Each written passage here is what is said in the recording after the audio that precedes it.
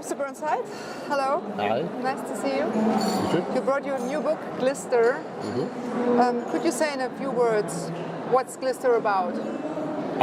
Well, originally the idea was that it was a kind of vision of hell. That this town that is described in the book is kind of a hell. And the people who live there, they're guilty and innocent, but only the innocent can be punished in hell and escape. So there's a kind of angel who comes through the book and he picks out individuals and saves them. But to save them, he has to do something terrible to them. So the children who disappear are actually, maybe they're dying in a horrible way, maybe they're being saved from hell. That was the idea, a vision of hell. To do it step by step. Yes. It takes place in a place where a chemical industry Yeah. has been. Everything is rotten. Yeah. People are depressed, strangely cold. What's wrong with them? They've been poisoned by the chemicals physically, so they're all physically sick, but also they're poisoned morally by the world in which they live. All the time when they were making the chemicals, they knew really that they were dangerous, that they were doing something terrible. But they, like a lot of people do, they told themselves that it was okay, they weren't doing anything really bad, and everything would be fine, it was for a good reason. And so morally they began to decay as well.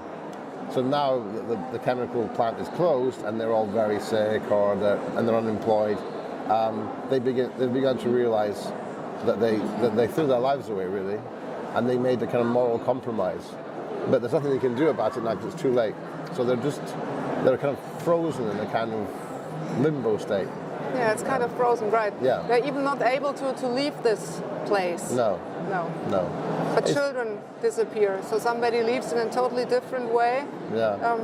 What has happened to these children? The boys disappear, but and the adults say that the boys have run away, got to go somewhere else.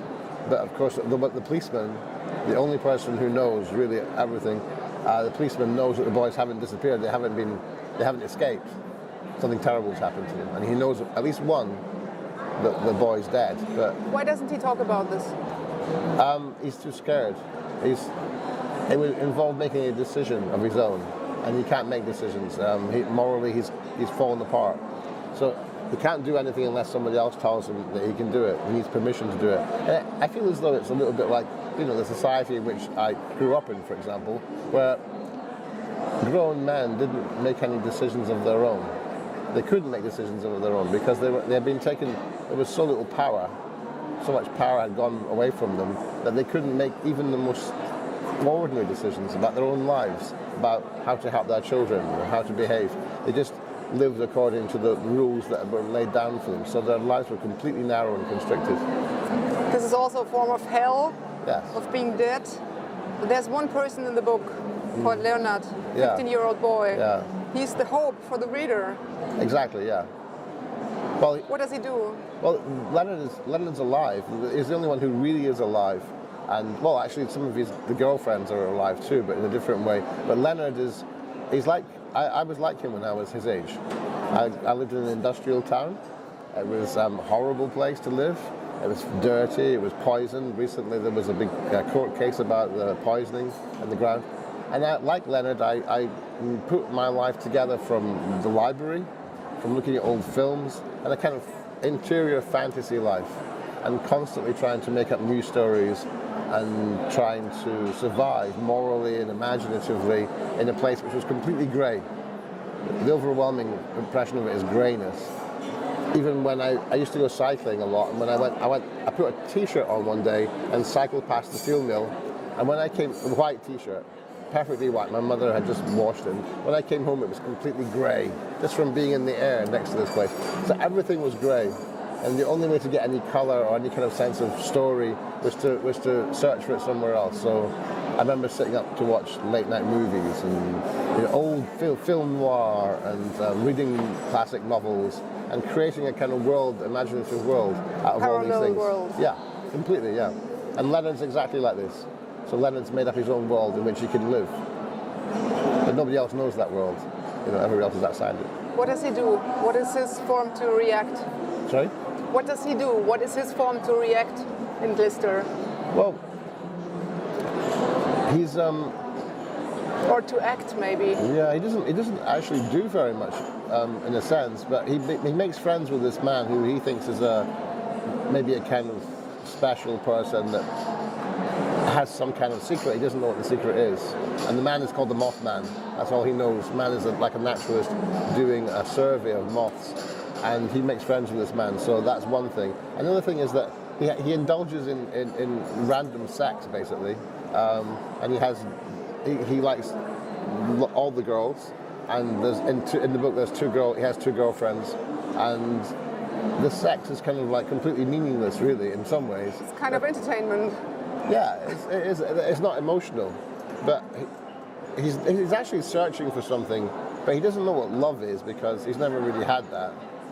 His mother left, his father's sick, he's alone, and he's trying to find ways of relating to the world. So he has these girls, and he has the man called John the librarian, who someone says a self-portrait. John's a fat guy who smokes dope outside the library and has all these books, and he reads all these books, and he doesn't really understand them very well, but he makes a world up. So really all he does is imaginative. He imagines things. But I think you can change the world by using your imagination. So maybe it's not such a bad thing. But in the end, maybe he escapes. Maybe. Well, the ending, I call it the Schrodinger's cat ending. Two things have to happen exactly at the same time, which are contradictory, and they must both be true at the same time. Why not? It's an experiment. You know? You call your book Glister. Yeah. Everything is dark. Where's the glister? Is Leonard the glister? Is the book the glister, maybe? Well, glister glister is an old-fashioned word in English. You don't use it very much anymore. But there's an old saying, all that glisters is not gold.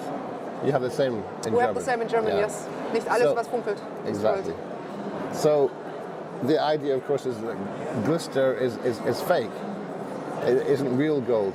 But the illusion of something, if there's nothing else, the illusion of something might be a way of escaping from the rest.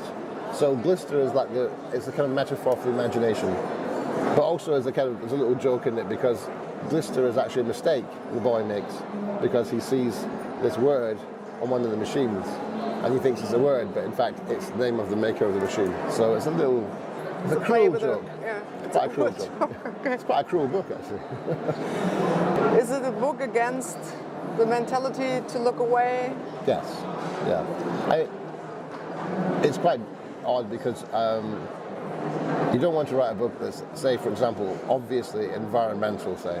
You don't want to write a book that's polemical or obviously political, but it was a kind of study of the mentality that allows us to live in the world we're living in and do the kind of things that we're doing and allow ourselves to be taken advantage of and manipulated by people who haven't got the best interests either of us or the planet. I don't want to make it into a kind of environmentalist book. It's just about that psychology, the psychology that says, yeah, look away, don't worry about it, and maybe it'll go away. And obviously Leonard doesn't want to do that, but there's nowhere to go. Everywhere, I've been involved in various things to do with environmental activism, and when you're talking to people, often they say, yeah, I'd love to change things, but I feel helpless. And that's an easy excuse, I feel helpless, so I won't do anything because I feel helpless. Surely if you feel helpless, you should be doing something. So that's what, Leonard's angry with people around him, and he feels helpless too, but he's trying to find some way to change things or to change himself or something. If he's successful, we have to read the book. Yes. It's both successful and not successful. Yeah. Like life is. Like Schrodinger's cat. Okay, thank you. Okay.